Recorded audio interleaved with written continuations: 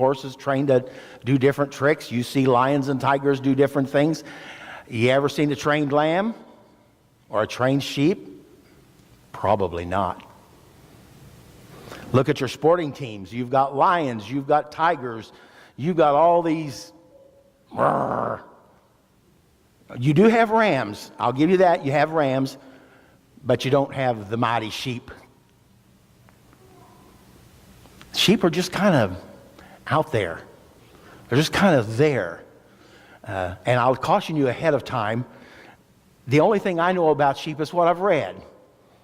I was thinking about this message and getting it together, and I remembered a book my mother gave me several years ago, and it was written by Philip Keller, and it's a series of 4 books.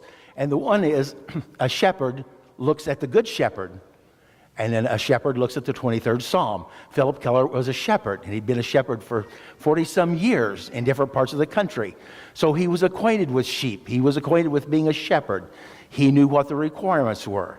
And so I got those books out and read them. So whatever I say about sheep is what I've learned from his book. So I will let you know that right now. I don't know anything about sheep. Mary had a little lamb. Its fleece was white as snow. No. Have you ever seen a sheep in the field? They're not white as snow. They're kind of dirty. They're kind of grungy looking. They're just not real smart animals. They have to be taken care of. They're dependent. They have to be led around. They get into trouble at the slightest thing. If they're laying down and they happen to roll over on their back, they'll die. If someone doesn't come along and help them back up, they'll lay on their back with all 4 legs in the air, kicking and going on until they die. They can't right themselves back up. If you've seen commercials, you've seen the Serta commercial, the Serta mattress, and the sheep all standing around, kind of duh. That's sheep. They need a lot of help. They need a lot of care. And sometimes we may think, boy, I don't want to be like a sheep. Well, you know what? Jesus refers to us as the sheep of his pasture. Think of the 23rd Psalm. How does it start out? The Lord is my shepherd. In other words, it's a sheep talking. It's from the viewpoint of the sheep. The Lord is my shepherd. So there are times that we have to just kind of go along with it. And in the example of Jesus as the good shepherd and we as his sheep, I kind of like that example. And for more than one reasons. How many of you ever watched The Golden Girls? Yeah. Who's your favorite character? Nope. Rose. Oh, I love Sophia. I love Sophia. She's something else. And if you have watched it very much, you know that just before she goes into a nugget of wisdom or some little story, she always says what? Picture it. Sicily, 1947. Or picture it. New York, 1952. Picture it. So that's what I want you to do this morning. I want you to picture it. Now let's look at what Jesus says about us and the shepherd. It's not complimentary to be called a sheep. But it is comforting to know that we have a good shepherd. And in John chapter 10, verse 11, and we'll read more of the scripture in a moment, but that's exactly what Jesus calls himself. He says, I am the good shepherd. So, we're going to look at a shepherd real quick, and in the words of Sophia Petrillo, picture it. The shepherd, 2017. I want you to see the figure of a man. Strong looking. Kind eyes, a warm smile. There's probably a few scars around his hands, his arms, his face from protecting the sheep. Now, this picture is a really pretty picture of, it's hard to imagine this picture as a shepherd. He's too clean. And I know it's a representation of Jesus as the good shepherd. But a shepherd will have spots on his clothes from having worked with the sheep. His clothing will be torn. It'll be stained. And in his arms, he's going to hold a young lamb, and he strokes its head. And he cuddles it closer, and standing around him and following him are some of the other sheep. And he looks over them all. He calls them around him. And he checks them all out. He checks them for scratches or bites or anything else that might bother them. His love for each of them is seen in the way that he gives them all of his attention. He talks to them. He calls them each by name. And as he talks to them, they bleat back at him. They know him. They trust him. They communicate with him in the only way that they can. In his hands, he may carry a staff, a long wooden rod with a hook at the end. And he uses this to fight off the enemies of the sheep. He uses it to guide the sheep. He can reach out and just kind of push them into the path. The shepherd understands the needs of the sheep better than they understand themselves. He knows the type of vegetation that will make them sick. He knows the type of vegetation that will satisfy them. And so he guides them away from the bad and into pastures of the good. He gets them to where they have good, clean water. And in spite of everything that he does, every once in a while there's going to be one that will see greener grass a little ways off and wander a little farther and a little farther till it finds itself away from the flock and away from the shepherd. And the shepherd goes out looking for it. And when he finally finds it, there's a sense of relief. He brings it back into the flock, happy because he's recovered something of value. I don't know if your imagination is that good or not, but mine works pretty good. Everything the shepherd does, he does for the sheep. And you wonder, do the sheep ever realize that what he's doing for them is what they need? In chapter 10, Jesus responds to the challengers and the religious leaders of the day. And he starts preaching to them a little bit. In verse 10, chapter 1 and 2, he says, I tell you the truth, anyone who sneaks over the wall of a sheepfold rather than going through the gate must surely be a thief and a robber. But the one who enters through the gate is the shepherd of the sheep. And then verses 6 and 7, those who heard Jesus use this illustration didn't understand what he meant. So he explained it to them. I tell you the truth, I am the gate for the sheep. And as I mentioned a while ago, verse 11, Jesus said, I am the good shepherd. And the good shepherd sacrifices his life for the sheep. Jesus had encountered the spiritual leaders and the religious leaders at this time.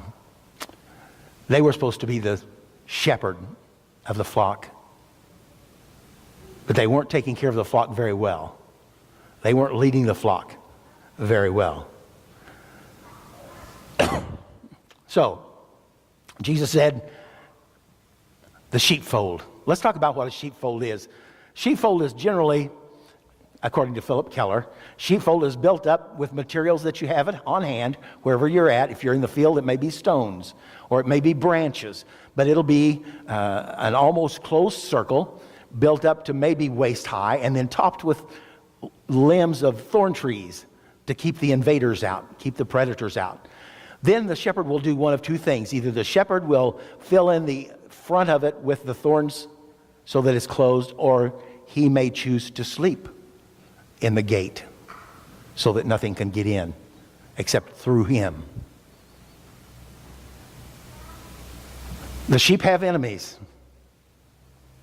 Sheep have enemies. And a lot of times the predators will prowl around the sheepfold looking for a weak place where they can get in or jump over.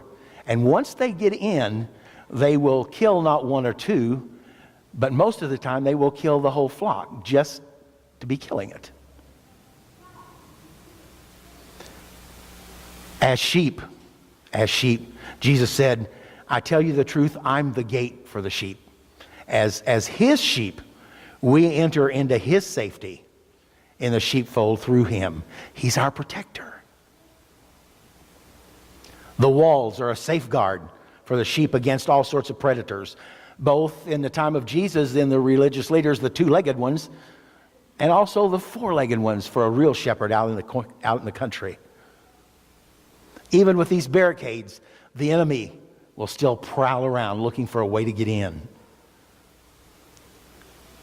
A good shepherd stands between the sheep and their enemies.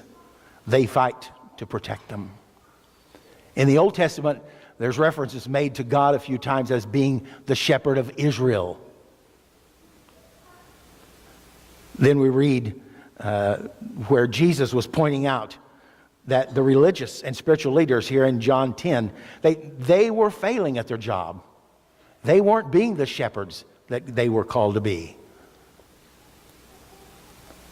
So we have enemies. As his sheep, we have enemies. They come through in many different ways because they want to steal us from the true shepherd. They have no right to the sheep. They don't want to care for them. They don't want to lead them. They don't want to take care of them.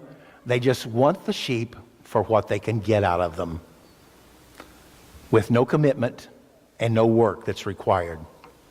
And when Jesus referred to himself as the Good Shepherd, he saw the overall picture of the unique relationship between himself and his followers. Jesus is saying we're all sheep. We're all sheep, to which only he is the Good Shepherd. There's only one true shepherd. He's the rightful owner. And within his sheepfold, we're protected from all those people and all those situations.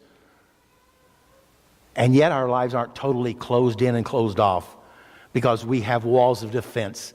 And over and above all this, our lives are surrounded by a great and providential God who knows what we need and when we need it.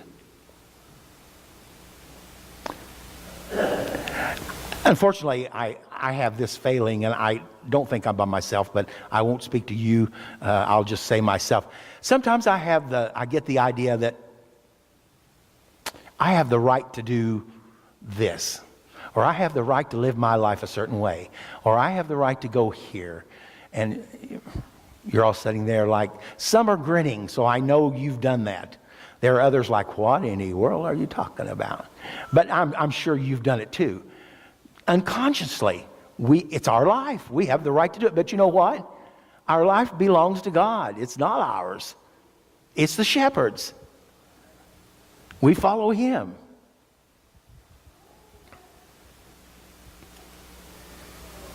God made us for himself. He chose us out of love to be his.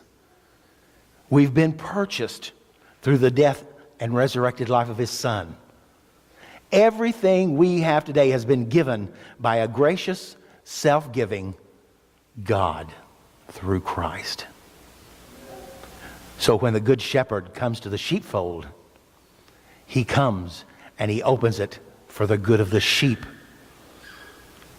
And through the time spent together, the sheep and the shepherd become involved in a relationship that's so close that the shepherd begins to know his sheep personally.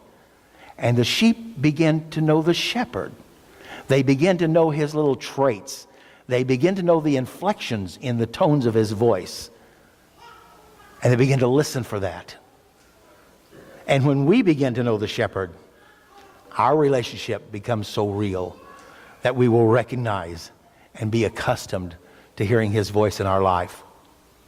Sheep know those unique tones. The book I was reading by Philip Keller talked about a shepherd that went out, and there was 3 or 4 flocks of sheep together, and the shepherds went out, and there was a group of people. They were illustrating what was going on, and the one shepherd would call, and out of all this flock of sheep, there would only be a portion of them that would come out and would come to where that shepherd was standing. And then they got someone from the crowd of people to come out, and the shepherd told them what to say and all this. So the guy used all the exact words that the shepherd would use, and not a sheep raised their head. And the shepherd stepped in front of him and began calling the sheep, and they all raised up, come and follow the shepherd. The sheep knew their shepherd. And when one called, they all followed. When the next shepherd called, all of his sheep came out. Have you ever heard God's voice? God speaks to us. God speaks to us. As his shepherd, he speaks to us. Have you heard him? The sheep won't follow a false shepherd because they sense it's not the right one. They've become conditioned to the familiar accent of their shepherd's call. And over a period of time, they associate that shepherd's call with special needs that are going to be met. In other words, if the shepherd calls, we're going to go out to green pastures and we're going to get good water and we're going to have a chance to relax and enjoy the afternoon. The shepherd calls to them, and when he does, it's for a specific purpose with their own best interest in mind. His voice announces his presence. You ever felt his presence in a time when you really needed it? His voice announces his presence. He's there to calm those sheep in their fears. He's there to soothe and treat the hurts of the sheep. There will be times that he might lead the sheep into different pastures and refreshing waters. He shelters them from the approaching storms and then helps them to remain calm while the storms go by them. The shepherd's call gives the sheep the positive assurance that he cares for them. He's acting in their best interest. We're his sheep. Christ is our shepherd. We're his sheep. Sometimes we can be stubborn, and sometimes we can see the grass a little greener and we'll wander off away from everybody, and the shepherd has to come after us. And sometimes we just don't want to follow the shepherd. And that's the interesting thing about sheep. They don't lead. Sheep don't lead. They follow. In fact, if you get something to spook them real quickly and they start running, they'll all follow the one that's in front, even if it's over a cliff, to their death. But they will follow him. Sheep follow. They don't lead. A lot of times I like to lead. And a lot of times I feel the rod pulling me back, saying, cool it, I'm the shepherd here. He has our best interests at heart. We're his sheep. He speaks to us. He speaks through his word. He speaks through giving us his spirit, impressing upon us his will, the things that he wants us to do and follow. He speaks to us through the quiet of our devotional time. Or he may speak to us through a message or through a song that speaks to our heart. The shepherd will speak to us as a faithful friend. He may speak to us through something we've read. He will speak. The fact remains, we have to respond. He speaks, we'll respond. And our response to hearing God's voice in our life is the fact that we must respond to it. We need to respond. It's for our own good. It's not enough to hear and recognize his voice, but it takes a reaction on our part to say, I know what you're doing is for my own good, and I will follow you. I will follow you. It's a deliberate choice to do what we've been called to do. The sheep are called and they'll follow. Sometimes, like I said, there'll be one that'll wander off. And sometimes we do that. But they follow, they don't lead. And the relationship between the shepherd and his sheep, between Christ and those he leads, is a personal, deep realization that he knows us intimately. And sometimes knows us better than we know ourselves. He knows us by name. Isaiah 43:1 said, he's called us. He has called us, and he knows us by name.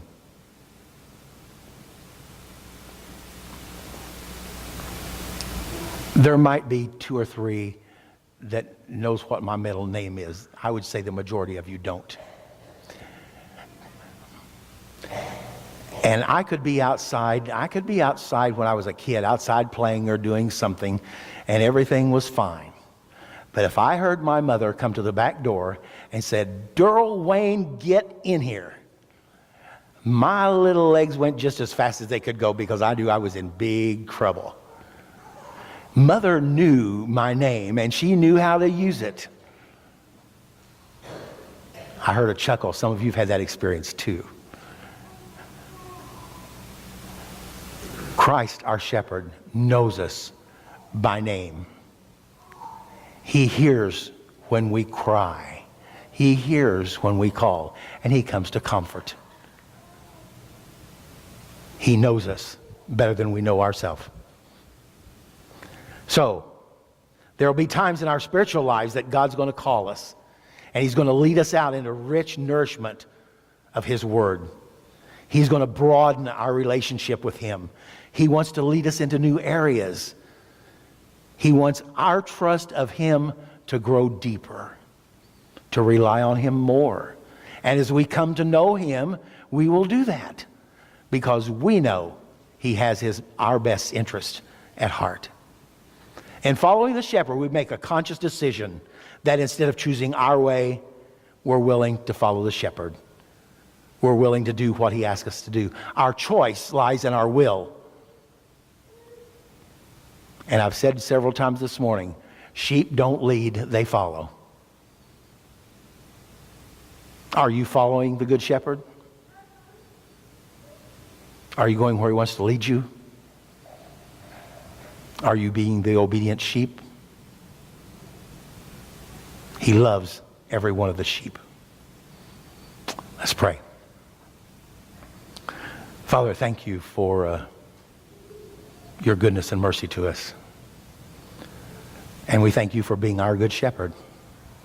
We thank you for the times that you lead us and guide us into places where we don't really wish to go, but with your leading we go there.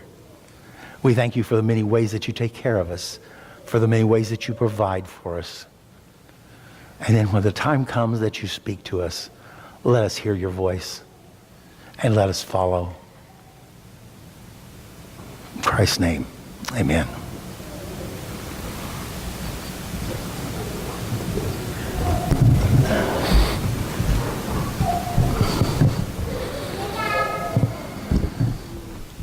Won't you stand and sing with us?